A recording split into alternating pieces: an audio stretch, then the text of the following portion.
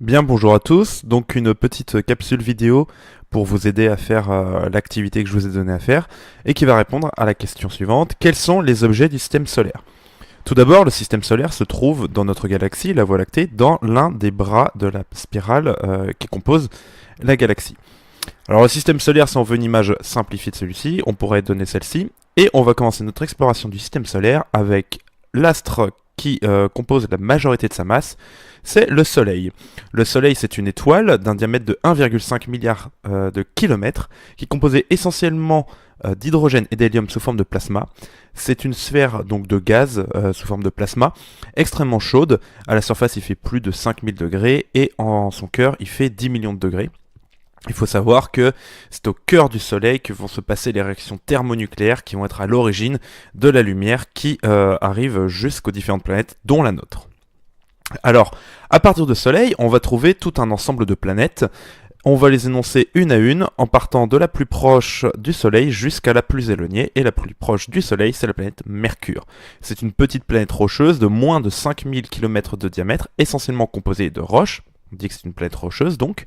Sa température à la surface est de 180 degrés Celsius. Et la particularité, c'est que c'est la plus proche et la plus petite des planètes du système solaire. Après Mercure, on passe à la deuxième planète dans l'ordre par rapport au Soleil. La deuxième planète, c'est Vénus. La planète Vénus, c'est également une petite planète rocheuse. Enfin, petite, elle fait quasiment la taille de la Terre, c'est-à-dire 12 000 km de diamètre. Elle est composée de roches et sa température de surface est de 475 degrés Celsius. Sa particularité, c'est qu'elle est composée elle possède une épaisse atmosphère extrêmement dense composée essentiellement de CO2. Après Vénus, il y a la planète qu'on connaît le mieux, c'est la planète Terre. La planète Terre est également une planète rocheuse, un peu plus grande que Vénus, elle fait un peu plus de 12 000 km de diamètre, composée de roches donc, comme je viens de le dire, et sa température de surface est d'environ 15 degrés Celsius en moyenne. Et la particularité de la planète Terre, c'est que c'est actuellement la seule planète que l'on connaît qui héberge de la vie, dont l'homme. Après la Terre vient la quatrième planète du système solaire, qui est la planète Mars, ou appelée aussi également la planète rouge. C'est également une planète rocheuse, donc composée de roches. Son diamètre est d'un peu moins de 7000 km de diamètre. Sa température de surface est de moins 55 degrés, donc il fait froid. Et c'est une planète relativement connue, notamment pour des projets d'exploration et de conquête spatiale. Après la planète Mars vient une cinquième planète. Là, on va rentrer dans la catégorie des planètes beaucoup plus grosses, les planètes gazeuses, avec la plus grosse des planètes du système solaire, c'est sa particularité, c'est Jupiter. Donc c'est une géante gazeuse, composée essentiellement d'hydrogène et d'hélium, mais peut-être qu'elle abrite un corps de roche, on ne le sait pas, on ne peut pas le voir. Son diamètre avoisine les 150 000 km, ce qui est énorme, et elle a pour particularité, en plus d'être très grosse, de posséder de nombreux satellites. On aura l'occasion d'en reparler. Après Jupiter vient la planète Saturne. Saturne est une géante gazeuse également, donc essentiellement composée de gaz, un peu d'hélium et peut-être un cœur rocheux. Son diamètre est de 120 000 km environ et sa température de surface est de moins 200 degrés Celsius. Sa particularité est qu'elle possède un énorme système d'anneaux qui la rend célèbre. La huitième planète est la planète Uranus, qui est également une géante gazeuse d'environ 51 000 km de diamètre, composée essentiellement d'hydrogène, d'hélium comme les autres planètes, mais un petit peu de méthane aussi, et peut-être un cœur de roche, là encore on ne sait pas, on n'a jamais pu aller voir jusqu'à là. Sa température de surface est extrêmement froide puisqu'elle qu'elle est de moins 220 degrés Celsius.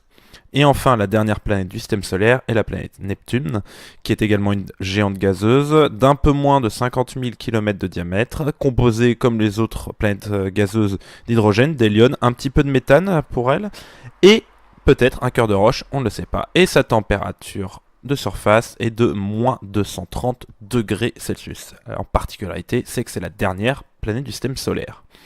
Donc pour résumer, le système solaire est composé d'une étoile, et de planètes. 4 planètes, les 4 premières planètes sont des planètes rocheuses, Mercure, Vénus, Terre et Mars. Et les 4 suivantes sont des planètes gazeuses, Jupiter, Saturne, Uranus et Neptune. On remarquera que les planètes gazeuses sont beaucoup plus grosses que les planètes rocheuses. Vous allez dire, il n'y a pas que ça. Il y a par exemple la Lune, qui est un satellite naturel de la Terre, qui tourne autour de la Terre. Et en effet, il y a aussi dans le système solaire tout un ensemble de satellites, et il n'y a pas que la Terre qui en possède. Mars en possède 2. Jupiter en possède plusieurs dizaines, tout comme Saturne, et Uranus et Neptune en possèdent également. Et vous allez dire, mais Pluton, on n'en a pas parlé de Pluton, mais Pluton en fait a pendant très longtemps été considéré comme étant la 9e planète du système solaire, après Neptune, mais finalement on s'est rendu compte qu'il y avait des tas d'objets qui ressemblaient un peu à Pluton, qui étaient trop gros pour être considérés comme des astéroïdes, mais trop petits pour être considérés comme des planètes. Ils ne répondaient pas à toutes les caractéristiques qui peuvent faire d'une planète une planète. En fait, on a été un peu simpliste dans notre explication de ce qu'est le système solaire. Là, on a une autre représentation du système solaire, avec nos 4 planètes rocheuses ici, et ici nos 4 planètes gazeuses, et on voit que entre Mars et Jupiter, il y a une ceinture d'astéroïdes, donc qui est composée d'astéroïdes, avec un gros astéroïde un peu bizarre, qui s'appelle Cérès. Cela correspond en fait à un planétoïde. Et on voit que Pluton va avoir à peu près les mêmes caractéristiques. Elle va se retrouver, elle, à proximité d'une autre ceinture d'astéroïdes qui se trouve après Neptune, la ceinture de Kuiper. Et finalement, en fait, Pluton, on l'a déclassé de son rang de planète pour l'appeler planétoïde.